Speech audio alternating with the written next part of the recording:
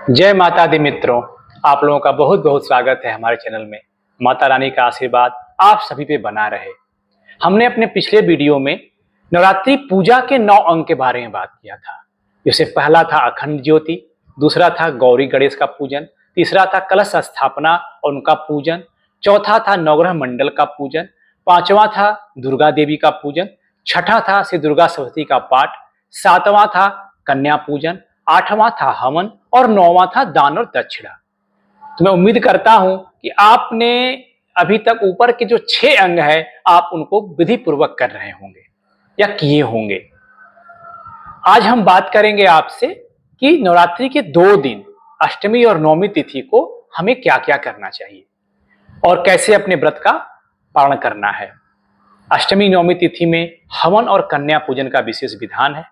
नवमी तिथि के दिन हमें अपना व्रत खोलने से पहले हमें अपने ज्योतिषी और ग्रहों नक्षत्रों के आधार पे, अपनी कुंडली के आधार पे किस प्रकार के दान और दक्षिणा हमें देनी चाहिए, उसके बाद व्रत खोलना चाहिए, इसके बारे में हम विस्तृत रूप से बात करेंगे। ये हमारा वीडियो 3 खंड में होगा और आप लोग उम्मीद करेंगे कि इसको आप पूरा देखेंगे ताकि आप इसके बारे में विस्तृत रूप से जानकारी प्राप्त कर सकें। तो अब पहले हम आपसे बता दें कि अष्टमी तिथि कब पड़ रही है। अष्टमी तिथि मंगलवार 30 सितंबर को पड़ रही है और नवमी तिथि 1 अक्टूबर बुधवार को पड़ रही है। तो इस प्रकार से जो लोग 9 दिन का व्रत रख रहे हैं वो नवमी के दिन अपना व्रत का पालन करेंगे और जो लोग केवल प्रथम दिन और अंतिम दिन व्रत रखते हैं वो अष्टमी तिथि को अपना अंतिम दिन का व्रत रखेंगे। अष्टमी तिथि अर्थात आपको 30 सितंबर मंगलवार को अपना अंतिम दिन का व्रत रखना है। अब हम बात करेंगे कि किस प्रकार से हमें हवन करना है, कन्या पूजन कैसे करना है, हवन करने में हमें क्या क्या सामग्री की आवश्यकता पड़ेगी, कन्या पूजन में हमें क्या क्या सावधानी रखने की जरूरत है। सर्वप्रथम हम हवन की बात करेंगे। हवन करने के लिए सामान्यतः हमें यह देखना पड़ता है कि हमारा अग्निवास कहाँ है। अगर अग्निवास आकाश में है या पाताल में तो यह हवन करने के लिए शुभ नहीं माना जाता है और अग्निवास अगर पृथ्वी पे है तो यह बहुत ही शुभ माना जाता है।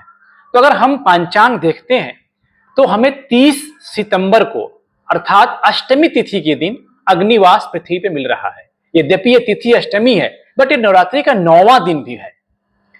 तो जो लोग अगर हवन करना चाहते हैं वो अष्टमी तिथि को हवन करें, ये बहुत ही शुभ होगा। अगर आप चाहें तो जो लोग नवमी तिथि को हवन करते आ रहे हैं, नवरात्रि में यद्यपि अग्निवास का उतना मान नहीं होता है बट अगर आपके पास अच्छा शुभ मुहूर्त मिल रहा है, अच्छी परिस्थितियां मिल रही हैं तो उसमें हम करेंगे तो हमारे लिए बहुत ही शुभ होगा।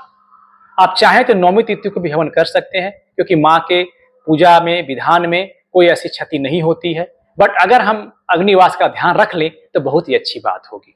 तो इस प्रकार से मैं सजेस्ट करूंगा कि आप अष्टमी तिथि को हवन अपना कर लें। अब हम बात करेंगे कन्या पूजन की। कन्या पूजन आप अष्टमी तिथि को करेंगे या नवमी तिथि को भी कर सकते हैं। तो अब आपको यह देखना है कि आपके लिए क्या सही हो रहा है। अब हम बात करेंगे यहाँ पे हवन सामग्री की कि हवन करते समय किस बात का ध्यान रखना है और क्या क्या सामग्री हमें प्रयोग में लानी है।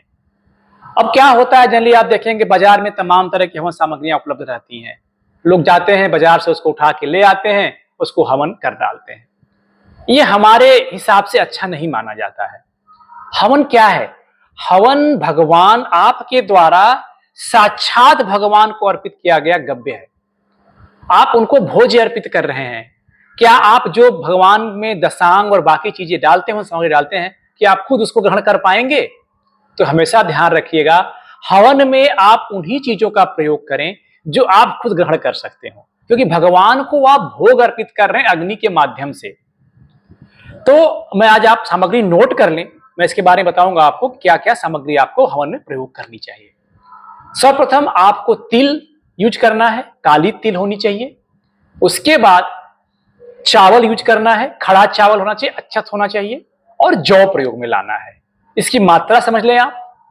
आपका जितना भी आप जो भी हवन सामग्री आप तैयार कर रहे हैं, जितना आपका तिल है उसका आधा चावल होना चाहिए और जितना आपका चावल है उसका आधा जौ होना चाहिए, उससे कम होना चाहिए। मतलब जौ की मात्रा सबसे कम होनी चाहिए आपके हवन सामग्री में। इसके अलावा अच्छी क्वालिटी के शुद्ध पंचमेवा डालें आप, जितने ड्राई फ्रूट्स उसमें आप मिला सकते हैं। इसमें चीनी का बुरादा डाल सकते हैं, गुड़ डाल सकते हैं, बतासा डाल सकते हैं, मिश्री डाल सकते हैं, शहद डाल सकते हैं, घी डालिए उसमें, देसी घी। अर्थात जो आपकी हवन सामग्री जब आप बनाएं तो आप मतलब खुद चाहें तो ग्रहण कर सके, इस माइंड सेट बनाए कि हम जिसको अर्पित कर रहे हैं भगवान को, इस प्रकार का होना चाहिए हमारा। तो ये हमारी उसमें दशांग और जो बाहर से हवन सामग्री मिलती है बिल्कुल प्रयोग ना करें आप हवन सामग्री में। इसके बाद आप गाय का शुद्ध घी लेके आए और इन दोनों सामग्रियों से आप हवन करें। अब नवरात्रि में हवन कैसे करना है, अब इसके बारे में हम बात करेंगे आपको। सर्वप्रथम आप का जो हवन कुंड है, अगर आपके पास तांबे का हवन कुंड है तो अति उत्तम है, आप हवन कुंड ले आए। हवन कुंड में आप थोड़ी सी मिट्टी डाल करके उसमें फैला दें उसके तलहटी में। उसके बाद एक कुशकंडिका की उपचार होता है हवन के पूर्व। यदि सब लोग नहीं कर पाते हैं, आप इसको जो है दिमाग में मत लाइए, आप सीधे वहां पर मिट्टी डाल करके थोड़ा सा उसमें गंगा जल डाल दीजिए और उसको आप शुद्ध कर लीजिए। इसके बाद इसमें आप लकड़ी सजा दीजिए, लकड़ी सजा करके उसमें थोड़ा कपूर पहले से डाल दीजिए ताकि आपको अग्नि जलाने में आसानी हो। इसके बाद क्या करना है आपको, अब आपका सारा कुछ तैयार है, अब आपको हवन के लिए आप तैयार हैं। हवन में क्या क्या करना है आपको, सर्वप्रथम आपको अग्निदेव की पूजा करनी होती है। इसके बाद आपको इंद्र देवता को हवन देना होता है, मैं भी आपको इसके बारे में बताऊंगा। उसके बाद आपको नवग्रह लकड़ी आपको चाहिए, नौ लकड़ी के आप हवन करें, नवग्रह के हवन करें। उसके बाद आप मां भगवती दुर्गा देवी के 108 नाम हो गए, या जो भी आप उनका मंत्र है, श्लोक है, कुछ लोग तो पूरा दुर्गा सप्तशती का ही हवन करते हैं। आपके लिए जितना उचित हो सके भगवान मां दुर्गा के 108 नाम हैं, उनका हवन करें। इसके बाद आप चाहें तो खीर से आप श्री सूक्त का भी हवन उसमें कर सकते हैं, लक्ष्मी के कृपा। और जिनको बुद्धि चाहिए, धन चाहिए, वो अपने हवन सामग्री में सहज जरूर मिलाएं। तो इस प्रकार से आपको हवन करना है। अब हवन आपको कैसे करना है, कैसे अग्नि उसमें करनी है प्रज्वलित। आपको हवन करते समय ध्यान रहे, कभी भी डायरेक्ट माचिस हवन कुंड में नहीं जलाना है। आपको किसी चम्मच में या आम के पत्ते पे कपूर रख लें, उसको जला करके आप उसको हवन कुंड में डालें और उसमें अग्नि जलाते समय आपको क्या मंत्र बोलना है, चंद्रमा मनसो जातः चक्षो सूर्यो अजायत श्रोतादायु प्राणश्च मुखादग्निर जायत। इस तरीके से आप उसमें मंत्र पढ़ करके अग्नि को आप कर देंगे प्रज्वलित। उसके बाद आप अग्निदेव का ध्यान करेंगे, ठीक है। अब उसमें आप ये बोलेंगे, ओम अग्ने सांडिल्य गोत्र मेष ध्वज प्रांग मुख मम सम्मुखो भव।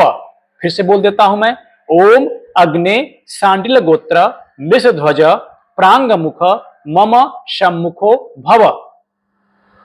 इस प्रकार से आप फिर अग्नि देवता का पंचोपचार पूजन करें, पावक अग्नये नमः कर करके आप उनको पंचोपचार पूजन कर लें। अब उसके बाद सर्वप्रथम आप घी से आहुति दें और उसमें आप बोलेंगे, ओम भू स्वाहा इदम अग्नये न मम, ओम भुवः स्वाहा इदम वायवे न मम, ओम स्वः स्वाहा इदम सूर्याय न मम। इस तरीके से आप उसके बाद 3 आहुति आप घी से दे देंगे। इसके बाद आप जो का भी हवस्यान सामग्री है, हवन की सामग्री है, आप उससे हवन करेंगे। अब उसके बाद आप चाहें तो पहले नवग्रह देवताओं का हवन करें, नवग्रह लकड़ी ले आए बाजार से, उन्हें दोनों तरफ से घी डुबा करके आप उसमें नवग्रह का नाम लेते हुए, जैसे ओम सूर्याय नमः स्वाहा, ओम चंद्रमा या जो भी, ओम चंद्रमे नमः, चंद्रमा नमः स्वाहा, इस तरीके से आप इसको करेंगे।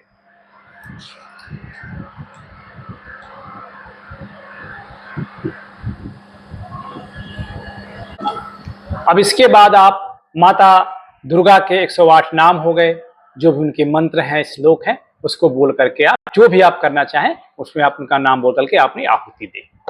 अब लास्ट में आपको क्या करना है, जो भी हवन सामग्री बच जाती है उसको किसी पान के पत्ते पर रख करके, या नारियल में आप चाहे तेल यूज कर सकते हैं, सूखा नारियल, या पान के पत्ते पे रख करके, एक सुपारी रख करके आप उसको पूर्ण आहुति एक बार में वहां पे रख दें। और उसके बाद जो घी बचता है उसको बोलते हैं वर्षोधारा। आप उसको ऐसे आम के जो अपने है, आम जिससे आप डाल रहे हैं उसमें ऐसे गिरा करके उसको आप उसमें डाल दें और उसमें आप डालेंगे, इदम मग्नये वैश्वा नारायण मम इति वर्षोधारा जुहु याद कह करके आप उसमें उसको पूरा घी को डाल देंगे। इस प्रकार से आपका ये हवन पूरा हो गया और वहां जो भस्म की राख होती है उसको अपने मस्तक पे लगा लें, घर के सभी लोगों को लगा लें। तो इस प्रकार से आपका जो संक्षिप्त हवन है वो पूरा हो जाएगा। अब हम बात करेंगे कन्या पूजन की। कन्या पूजन में आप क्या करेंगे? आप कन्या पूजन में हमें ध्यान रखना है कि हमें 2 वर्ष से लेकर के 3 वर्ष, 2 वर्ष से लेकर के 10 वर्ष तक की कन्याओं का पूजन करना होता है और उसके साथ में एक लंगूर या भैरव के रूप में एक लड़के का पूजन करना होता है। आप सर्वप्रथम कन्याओं को अपने घर में बुलाएं, उनका पैर धुलें, पैर धुल करके अच्छे से कपड़े से पोंछें, चाहे तो उसमें उनका पैर रंग सकते हैं, टीका लगा सकते हैं और उसके बाद उनको अच्छे से उनके ऊपर जल छिड़क करके देवी का स्वरूप मानते हुए आप जैसे देवी का पूजा करते हैं उस प्रकार से उनको दीप धूप नैवेद्य सब कुछ चढ़ाते हुए आप उनको अच्छे से उनका पूजन करें। साथ में उन्हें जो भी आपने घर में अपना पकवान बनाया हुआ है उनको आप खिलाएं, उनका भोग लगाएं। भोग लगा करके उनको आपके जो भी आपके पास सामर्थ्य है दान दक्षिणा आप उनको दें, उनसे आशीर्वाद लें।